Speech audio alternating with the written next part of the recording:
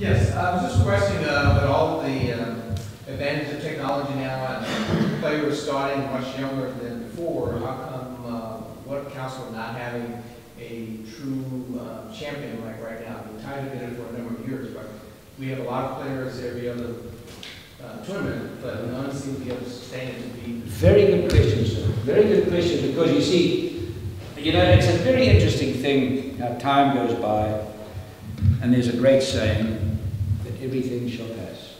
Whatever you think is important now. Actually, we're all here, what are we really? We're really nothing when you think about it. I mean, everything shall pass. And you remember that the things that go by and people don't even know about it.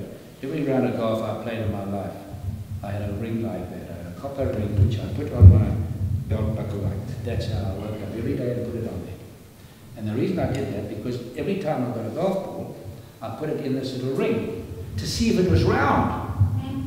To see if the ball was round. And the number of times that ball never went through that ring, and I took the ball and threw it in my shag bag, and when the ball went through there, maybe you got 3 or 4 that went through there, and when you were playing it was a good ball, you didn't even change it. You said, hell, I'm not changing this is such a good ball. Now, every second hole I give a Callaway ball to a kid or some old person, because there's no such thing as a bad quality ball.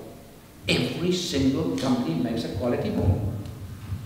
And when you play with the clubs that we played with a wooden head, you can take this. I had a driver this morning at Callaway. I mean, it was so incredible. I could not believe my eyes. The ball for me, 260 yards, and that thing was stinging off the club. I mean, I said, this is not possible. It's a dream. And you could hit the ball on the toe, the middle, or the heel, and it still went straight.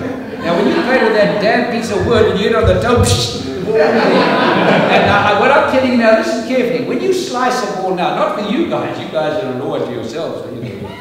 You play like a Catholic, across here and across there. When we hit a ball and it's slicing a bit, it starts off slicing with the metal and these beautiful balls, and it ends up just with a little fade. Man, when we had a slice with that wood, it kept on slicing. And the thing is that you had a shaft put in the club, and you had to put epoxy in there, and you had to wind up the string. I used to do that. I made £30 a month for 3 years, working on clubs at a club. I had to be there every single morning, 6 o'clock, working on clubs, giving lessons for 50 cents a lesson to come to this great country. And I saved that 50 cents all the time to come over here. And so, what actually happened when you played with that inferior equipment? The shafts were never the same. The ball was never the same. And you'd have to find a special piece of wood. You had to, for some unknown, you had to find a persimmon, they called wood. A special piece of wood that came from some special place, because they were all so different. So what actually happened, and you never had now I use a 60 degree. Phil Mickelson uses a 64 degree. Ray Charles can stand there. So I mean, you don't have to have talent to get that ball in there. You just put it down, hit the damn thing, and it comes up here. Now we had to play, the most loft we had was 56. So we had to stand there and go, so what we did was we added loft. You had to do that. So you had to have talent. You had a great touch. And so the better players were separated from the rest. And that's why your question is so good. Right now, the equipment is so good that it's not separating the guys to that extent. So they can all basically get around and play pretty well. Now it's a putting contest. Very, very much a putting contest now. And that's where Tiger ate him up alive. Man, you saw the putts he held. It was hard to believe. What is your fitness and eating routine at this point, and how do you maintain that given how much you travel? Well, first of all, if you want something badly enough, be careful you'll get it. There are so many wonderful health stores. I travel with a lot of things in my briefcase, certain nuts and certain raisins and things like that. And how do you go to lunch today? They've got all these beautiful green vegetables, and they've got just everything that's fantastic if you really want it. So basically, I'm about a 70% vegetarian. I would like to become 100%. It's not easy though when you travel all the time to find those good vegetables and fruit.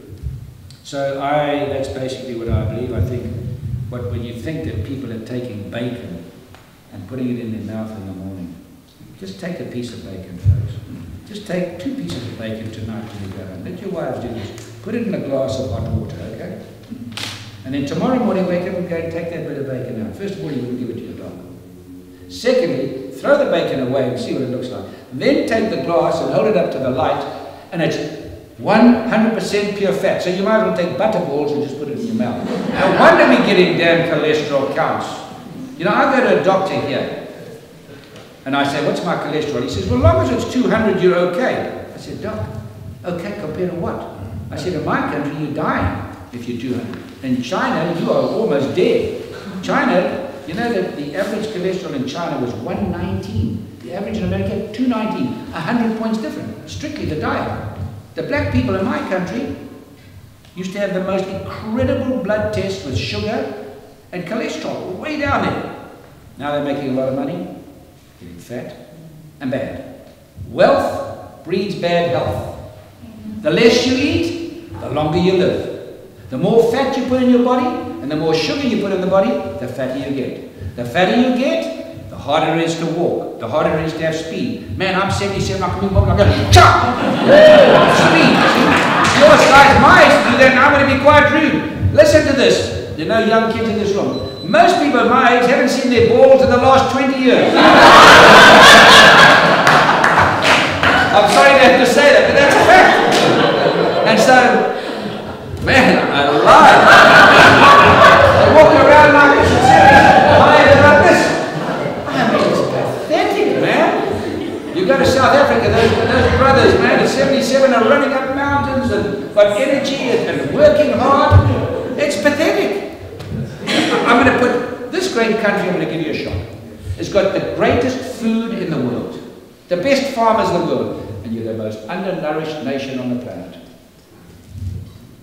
Because you just pour in this junk all the time, these high fats and these high sugars. They've got sugar in water here. I'll go to buy a bottle of water, there's some sugar in it. And I'll tell you something about water. If my father was alive today and I told him that I'm paying $5 for a bottle of water, he said, man, there's a tap. Go get it for nothing. Your children are going to live to when they pay $25 for it. And your grandchildren will wait, and they're going to pay $40 for it. Because the world is running out of water. By the year 2025, the world will be short of 20% of water. The world is 1/3 of the world is a desert, and every day it becomes more and more. And that's how I want to cry when I look outside this great state that you live in. All I see is eucalyptus trees, and they're sucking up that water night and day. If you cut every eucalyptus tree out here, your water level would rise 5 to 6 feet. Amen. I wear black because I'm a bit of a preacher.